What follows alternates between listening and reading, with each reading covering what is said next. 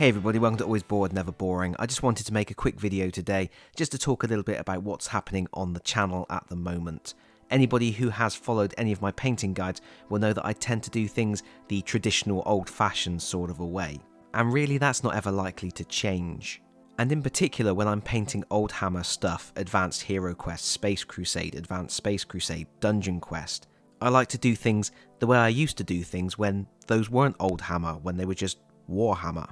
But there's been a lot of buzz recently about Army Painter's new speed paint range, and I thought it would be interesting to pick up a starter set and see what they could do. My set arrived today and I immediately started using it. I managed to paint up 6 miniatures in half an hour. And really I just wanted to talk about this as a product and what I'm going to be doing with it over the next few weeks. First and foremost, this is the starter set. This retails for £34 in the UK. You should easily be able to find it for less than that. 10-15% off seems pretty normal. If we flip the box over, we can take a look at the contents.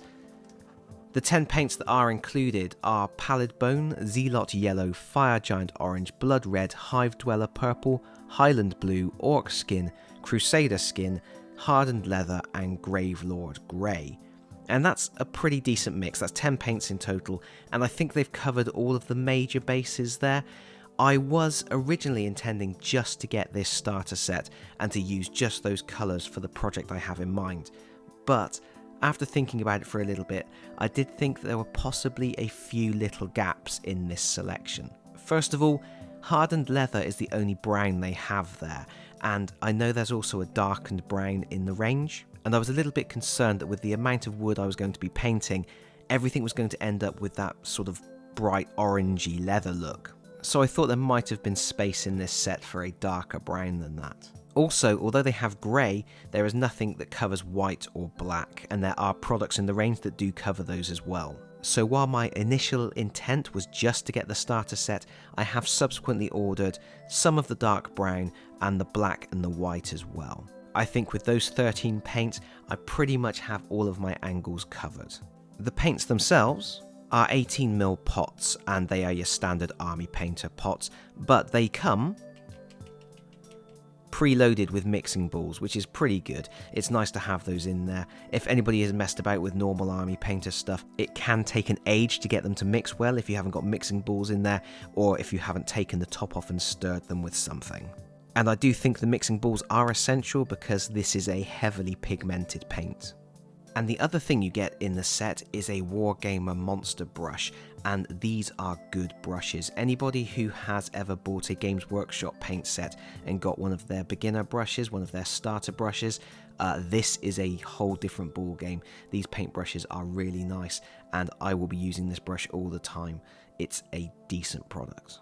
Also worth noting, it says on the back of the box that there is a free painting guide included. My box did not have a free painting guide.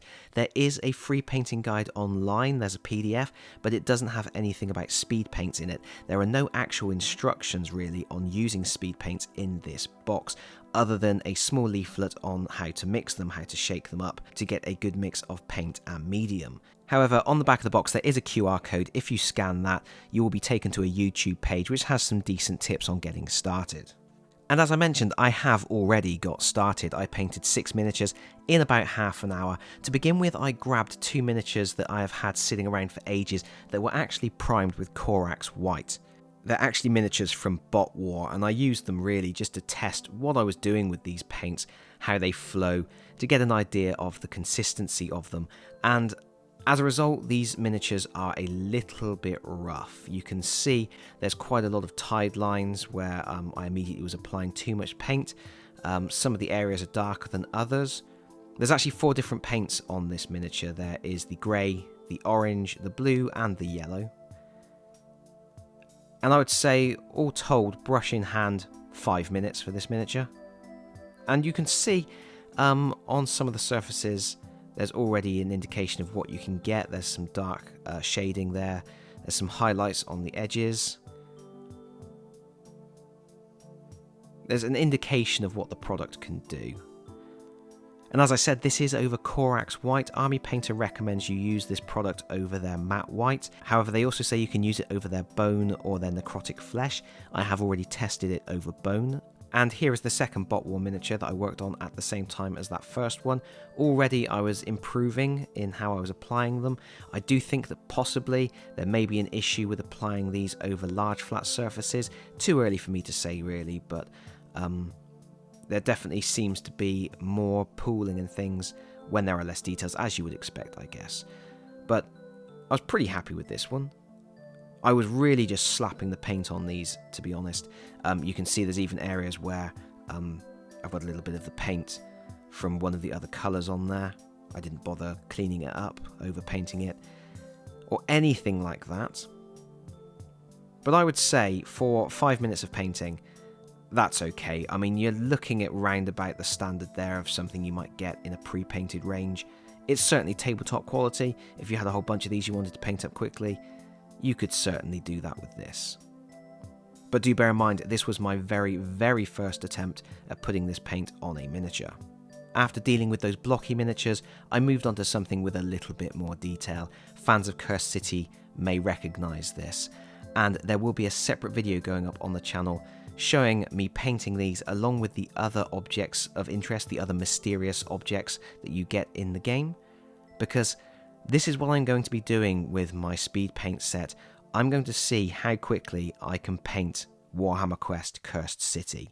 I'm just going to use the starter set with the 3 additional paints that I purchased, a can of matte white, a can of skeleton bone, and a can of necrotic flesh, and we're going to see what we can do. This miniature, by the way, was undercoated with Army Painter Skeleton Bone, not the matte white, and it uses 3 paints to get to that standard. I don't think you can complain at that, really. But that's all I'm going to say about this for now. Watch this space. I'm going to be spending a little bit of time with the speed paint range. Hopefully I will improve how I'm using it, learn a few things about it, and there will be some videos coming up showing me using it on Warhammer Quest Cursed City. Hopefully somebody will find that interesting. But that is it from me for now. Thank you so much for watching. If you've enjoyed this video, please consider pressing the like button. If you really enjoyed this video, please consider subscribing if you don't already do so. And hopefully I will see you all again very soon. Bye bye everyone. Bye bye.